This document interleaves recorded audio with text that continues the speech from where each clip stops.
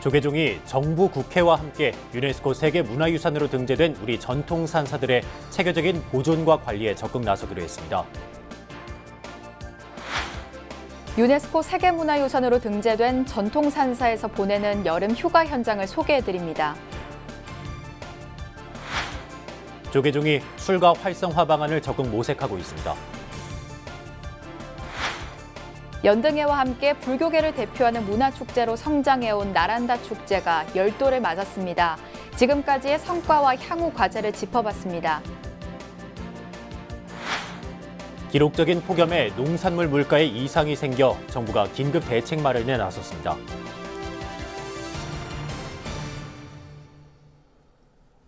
안녕하십니까. 7월 25일 수요일 BBS 뉴스입니다.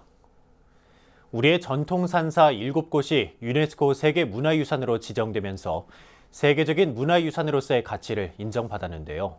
조계종이 정부, 국회와 함께 전통 산사의 체계적인 보존과 관리를 위해 힘을 모으기로 했습니다. 조윤정 기자입니다.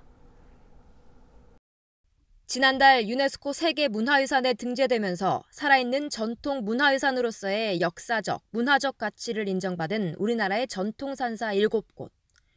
우리나라 전통산사가 유네스코 세계문화유산에 이름을 올린 것은 지난 1995년 불국사와 석굴암의 등재 이후 23년 만입니다. 하지만 세계문화유산 지정과 동시에 무거운 숙제도 짊어지게 됐습니다. 전통산사가 세계적인 유산으로서의 실질적인 위상을 갖추려면 오랜 역사를 간직한 산사에 대한 체계적인 보존 관리 방안이 하루빨리 마련돼야 한다는 목소리가 커지고 있습니다. 이러한 흐름에 맞춰 조계종과 정부, 국회가 세계문화유산으로 등재된 산사에 대한 법과 제도를 정비하는 등 보존 관리를 위해 함께 노력하기로 했습니다. 김종진 문화재청장과 불자 정치인인 강창일 더불어민주당 의원, 홍석인 외교부 문화외교국장 등은 조계종 총무원장 설정 스님을 예방하고 살아있는 산사의 보존과 관리를 위해 지속적인 협력을 다짐했습니다. 설정 스님은 유네스코 세계유산 등재를 위해 오랜 시간 함께 힘써준 정부와 국회에 거듭 감사의 뜻을 표했습니다. 20개 단체에서 이번에 노력을 하셨더라고요. 정말 진정으로 고맙게 생각합니다.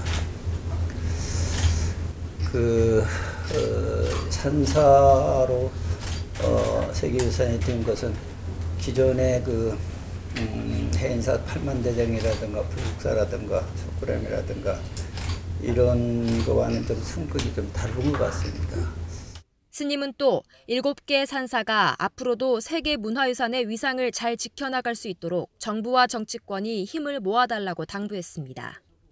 산사가 앞으로 유지 보존되기 위해서는 새로운 그런 문화유산 관리 법령이라든가 그런 것들이 만들어져서 지자체와 함께 그런 조례법령이 좀 만들어져서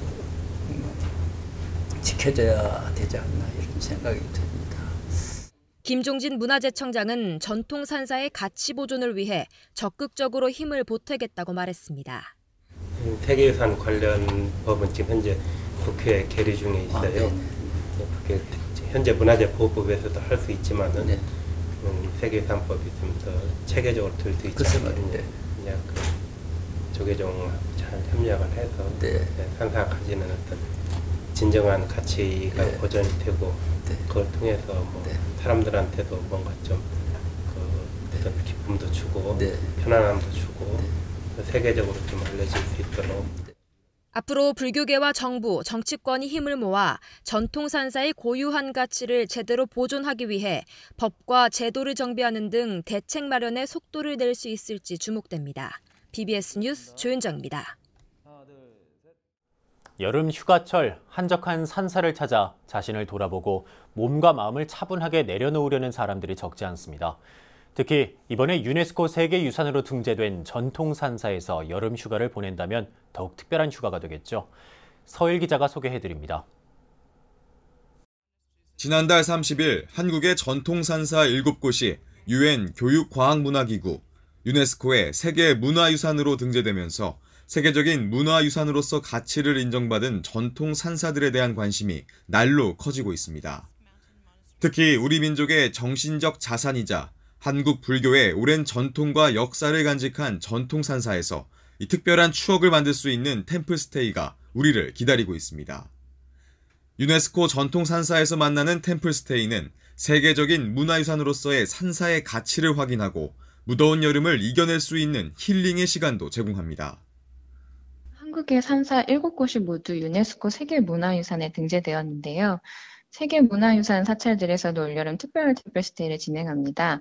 템플스테이 참가 문의가 많이 이루어지고 있는 가운데 유네스코 등재에 따라 앞으로 외국인들의 참가가 더욱더 증대될 것으로 예상됩니다. 먼저 불보사찰 양산통도사는 8월 17일부터 19일까지 여름 템플스테이 나를 찾는 행복여행을 선보입니다. 소나무 숲에서 나오는 시원한 향기를 맡으면서 걷기 명상을 할 수 있고 염색 체험과 참선, 물놀이, 장기자랑 등의 다양한 프로그램들도 마련됩니다. 속리산 법주사는 다음 달 10일부터 12일까지 초등학생과 중학생들을 대상으로 여름 단막 캠프를 열어 구연동화 연극을 영어로 진행하는 등 영어 말하기 능력을 키울 수 있는 기회를 제공합니다. 이와 함께 법주사의 휴식형 템플스테이 다 잘 될 거야는 아침과 저녁 예불, 법주사의 명물인 세족길 산책 등을 통해 자신을 온전하게 내려놓는 시간을 가질 수 있습니다. 순천 서남사의 템플스테이는 1년 365일 계속되는 프로그램으로 편백나무 숲 트레킹과 선체조 등을 하면서 몸과 마음의 스트레스를 날려보낼 수 있는 기회를 제공합니다. 차문화의 성지 해남 대흥사는 오는 31일부터 8월 17일까지 가족 숲속마을 디디고 템플스테이를 통해 수행자의 삶을 엿볼 수 있는 프로그램을 선보입니다.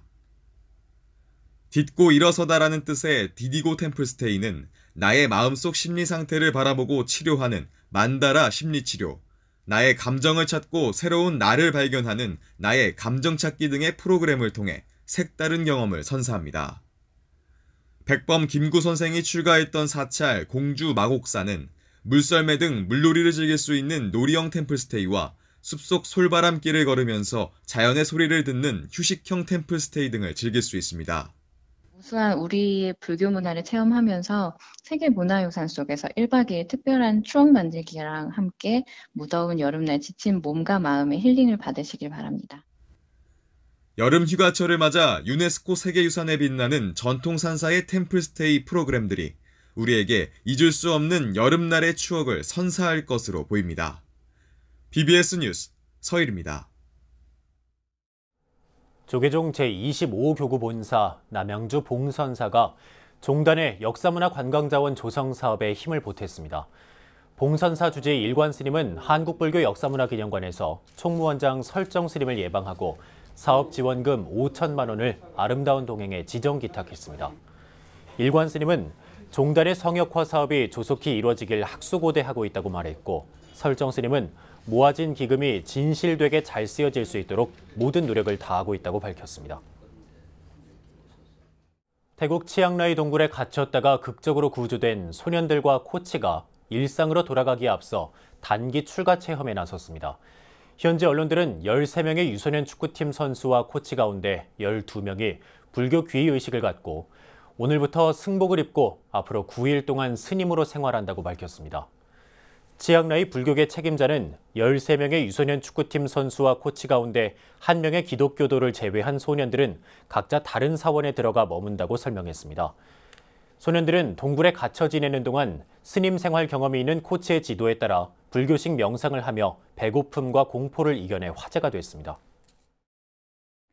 불교와 함께 동아시아로 전래된 연꽃은 불교는 물론 유학자들도 군자의 꽃으로 여기며 무척 아꼈는데요. 특히 더러움에 물들지 않는다는 연꽃의 이미지는 청정하게 다시 태어난다는 환생과 결부돼 불교는 물론 심청전 등 우리나라 문학에도 자리 잡았습니다. 홍진호 기자의 보도입니다.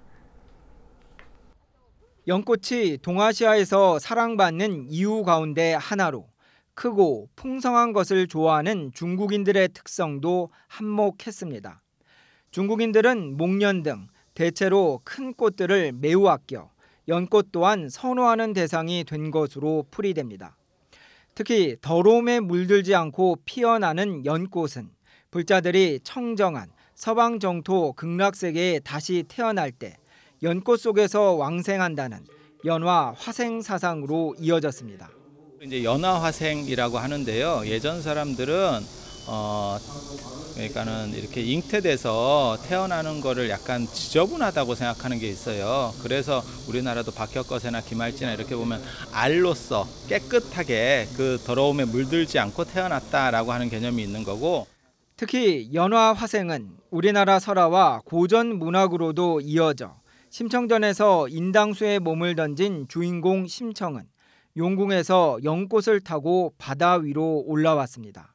이제 극락 같은 데는 청정한 새이기 때문에 연꽃이라고 하는 이런 특수 구조 속에서 아주 더러움에 전혀 물들지 않는 깨끗함으로써 태어난다라고 하는 상징성이 있는 거고요. 그 상징성이 나중에 차용된 소설적 구조가 심청전입니다. 심청이의 연꽃에서의 재탄생, 용궁에 한번 들어갔다가 다시 나올 때 그런 걸 생각하시면 되고요. 우란분절을 맞아 연가 천도를 발언하며 백생연등이 각 사찰에 걸리는 가운데 조상 천도, 그중에서 어머니에 대한 효의 원형은 연꽃의 발원지인 인도입니다. 특히 불교가 전래되면서 환생에 대한 믿음과 함께 북의 시족으로 한정되었던 제사 구조는 인연 있는 모든 이들의 천도라는 개념으로 외연이 확장됐습니다. 그런데 불교는 그 외연을 확 넓혀서 당신과 관계되는 모든 사람을 천도해 준다라는 개념으로 열은 거예요. 그러다 보니까 단순히 북의 시족제, 그러니까 아버지 중심의 혈통 중심의 제사 구조하고는 또 다른 틈새 시장들이 폭넓게 열리게 되는 거고요. 그러한 바람들, 게다가 어머니에 대한 이런 효라고 하는 개념, 그게 불교의 효 중에 가장 큰 특징입니다. 인도에서 탄생한 불교가 동아시아에 전래되면서 연꽃은 물론 환생과 어머니에 대한 효 사상 등이 복합적으로 유입됐습니다. 불교 전래 초기에 낯설기만 했던 이러한 사상들은 토착화 과정을 거치면서 불교는 물론 우리 실생활과 문학에까지 투영돼 우리의 문화를 더욱 풍성하게 만들었습니다. BBS 뉴스 홍진호입니다. 하와이 무량사주지 도현 스님은 조계종 총무원장 설정 스님의 은처자 의혹은 사실이라고 주장하면서 설조 스님의 단식 중단과 설정 스님의 퇴진을 촉구했습니다. 도현 스님은 우정국로에서 기자회견을 열고 설정 스님의 은처자로 지목된 김모 씨가 증언한 내용이라며 50페이지가량의 녹취록과 원본 음성을 공개했습니다. 이에 대해 조계종은 도현 스님이 어떤 의도로 김 씨와의 대화를 녹음했는지 진위를 밝히라면서 혼란을 부추기는 행위를 중단할 것을 촉구했습니다. 앞서 조계종은 기획실장 일감스님 명의의 보도자료를 통해 시민사회 원로와 타종교인, 시민사회 단체들에게 불필요한 개입과 간섭, 갈등을 조장하는 일체 행위를 중단해 줄 것을 당부했습니다. 조계종이 출가 활성화 방안을 적극 모색하고 있습니다. 다음 달 말까지를 출가자 집중 등록 기간으로 정하고 출가 안내와 홍보에 모든 역량을 집중할 방침입니다. 류기환 기자입니다. 저출산과 고령화 시대를 맞아 연간 500명을 넘어서던 출가자 수는 현재 연간 200명 이하로 줄었습니다. 이처럼 출가자 감소 현상이 두드러지자 조계종은 출가자 수를 늘리기 위한 방안으로 직접 모집 공고를 내기 시작했습니다. 올해 상반기 종단 최초로 출가자 공개 모집을 시작한 조계종 교육원은 올해 하반기에도 출가자 공개 모집에 나서기로 했습니다. 대한불교조계종 교육원은 내 생에 가장 빛나는 선택 출가라는 캐치프레이즈를 내세워 2018년도 하반기 출가 안내를 하고 있습니다. 출가 안내는 출가를 희망하거나 고려하고 있는 분들에게 보다 정확한 정보를 제공하기 위함입니다. 조계종 교육원은 매년 6월과 12월을 출가 집중 안내 기간으로 정하고 이 기간 동안 출가에 대한 상세한 정보를 제공하고 있습니다. 특히 올해 7월부터 8월까지를 하반기 집중 등록 기간으로 정해 이 기간에 등록하면 6개월간의 행자 생활을 거쳐 내년 3월 3위 3인위계를 수재할 수 있게 됩니다. 종단 수계교육은 연 2회 3월과 9월에 시행되고 있습니다. 이에 따라 매년 6월과 12월을 집중 안내 기간으로 정하여 출가에 대한 정보를 제공하고 있습니다. 2018년도 하반기 집중 등록 기간으로 이 기간 동안 등록을 하게 되면 2019년도 3월 3.2.3.2계를 수지할 수 있게 됩니다. 출가자에게는 주거와 교육, 의료 등이 일체 지원되고 국민건강보험료와 요양비 지원 혜택도 주어집니다.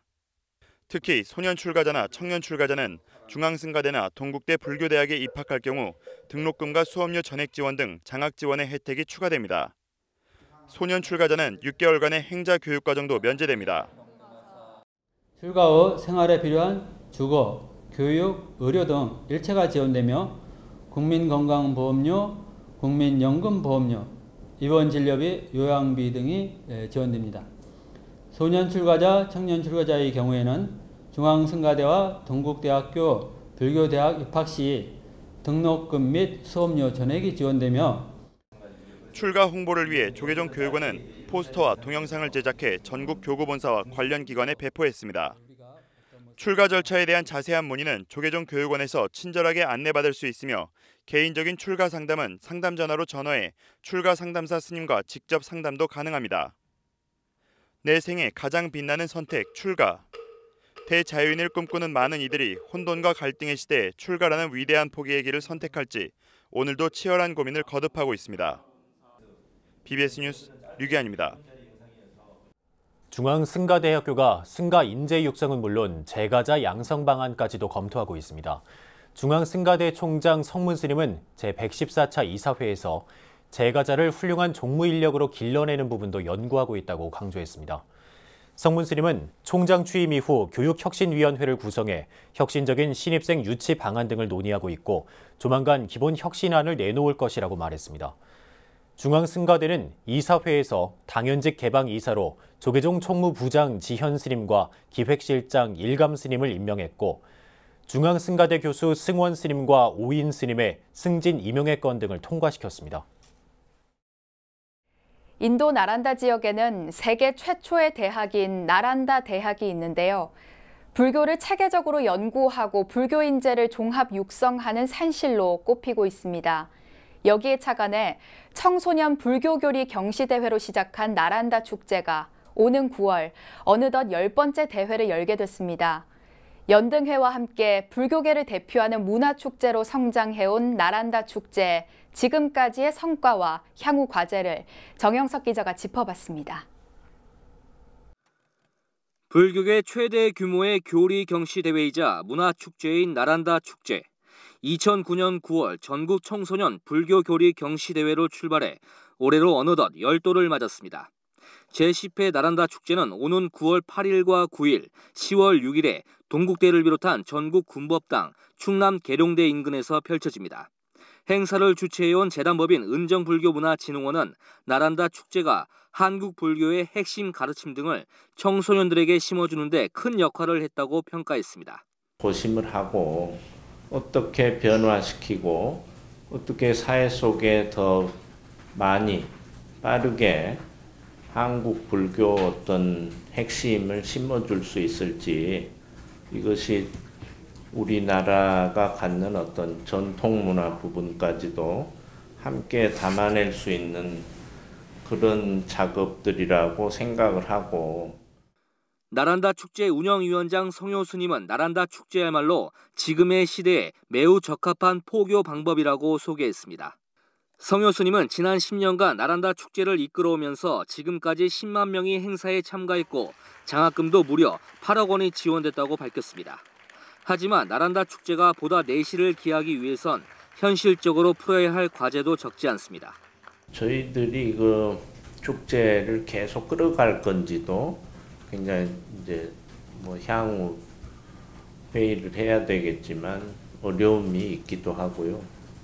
이것이 개인 법인이 하기도 그렇고, 그래서 이런 것들이 이제 종단과 잘 협의가 돼야 될 것 같고요. 성효 스님은 전 총무원장이자 은정불교문화진흥원 이사장 자승 스님이 포교의 포인트가 무엇인가를 고심하면서 나란다 축제가 시작됐다고 설명했습니다. 나란다 축제 첫날인 9월 8일 행사엔 자승 스님이 참석한다고 주최 측이 전했습니다. 그렇다면 이걸 사회문화 속에서 어떻게 녹아지게 할 건지, 그런 거를 이제 굉장히 고심한 거거든요. 그래서 나란다 축제라는 개념이 이제 서게 되면서 조금은 완전성을 조금은 이제 자리를 잡는 모습이 보여지고 있어요. 지난해 나란다 축제엔 3,000명이 넘는 군 잔병들이 시험에 응시하면서 대회에 열기를 더했습니다. 대부분의 참가자들이 청소년인 점을 고려해 대회 수상자들이 대학에 진학할 경우 가산점 등의 특전을 제공한다면 더 큰 포교 효과를 거둘 수 있을 것으로 보입니다. BBS 뉴스 정효석입니다. 기록적인 폭염에 농산물 물가에 이상이 생겼습니다. 특히 더위에 병든 배추와 무가 공급 부족으로 가격이 오르는 등 과체류 가격이 들썩이고 있습니다. 농식품부는 출하를 조절하고 긴급 급수를 지원하는 등 농산물 수급 안정을 위한 비상조치에 들어갔습니다. 남선 기자입니다. 폭염의 직격탄을 맞은 것은 무와 배추입니다. 계속되는 28도 이상의 폭염에 배추에는 이른바 꿀통 현상이라는 무름병이 생기고 무는 생육 저하증이 온 것입니다. 수급 부족은 가격 상승으로 이어졌습니다. 도매 가격 기준으로 7월 중순 가격은 배추 경우 평년 대비 27.9% 상승한 상황이고 무 같은 경우에는 동기에 평년 대비 43.7% 오른 상황입니다. 계절적 요인이 크지만 수박과 토마토 가격도 오름세입니다. 또 축산물의 경우는 닭과 계란 가격이 10% 정도 오르며 들썩입니다. 이번 폭염에 닭만 어제까지 117만 8천여 마리가 폐사했기 때문입니다. 문제는 이번 폭염이 지속된다면 농축산물 전반에 문제가 생길 수 있다는 것입니다. 최근 전국에 계속된 폭염으로 일부 농작물 생육 장애, 가축 회사 등의 피해가 발생하고 있습니다. 기상청에 따르면 고온 현상이 7월 말까지 이어질 전망이므로 향후 피해는 더욱 커질 것으로 우려되고 있습니다. 이에 농식품부가 유관기관이 모두 참여하는 TF팀을 오는 10월 15일까지 운영하면서 현장 상황 변화에 즉각 대응 조치하기로 했습니다. 아울러 비축 물량 출하와 할인 판매 등 선제적 조치로 폭염에 따른 농산물 가격 폭등과 수급 불균형을 최소화시키기로 했습니다. 이상기상 대응 배추 수급 안정 TF를 가동하고 있습니다. 아울러 폭염 장기화 전망에 따라서 관계시설이 갖춰지지 않는 밭 중심으로 관정 개발, 간이 급수시설 설치, 살수차 운영 등의 급수 대책 비용도 긴급 지원할 계획입니다. BBS 뉴스 남선입니다. 최근 우리 정부는 자살, 산업재해와 함께 교통안전을 국민 생명 지키기 3대 프로젝트로 추진하고 있습니다. 안전한 교통환경을 만들고 교통사고 후진국의 오명을 벗기 위한 노력의 일환이라고 할 수 있는데요.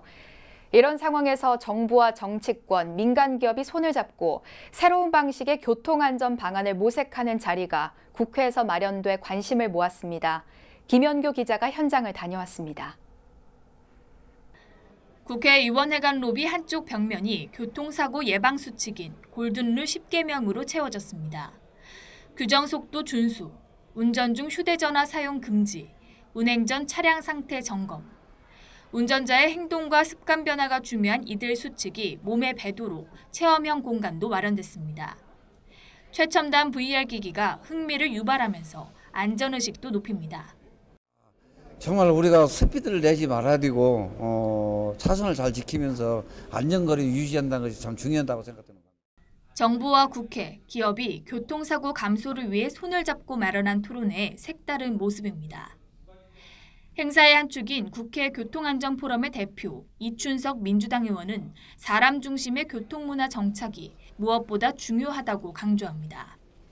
가장 작은 지킴들이 우리 대한민국 교통문화를 선진화시킬 것이고 또 많은 교통사고를 줄일 수 있을 거라고 생각을 합니다.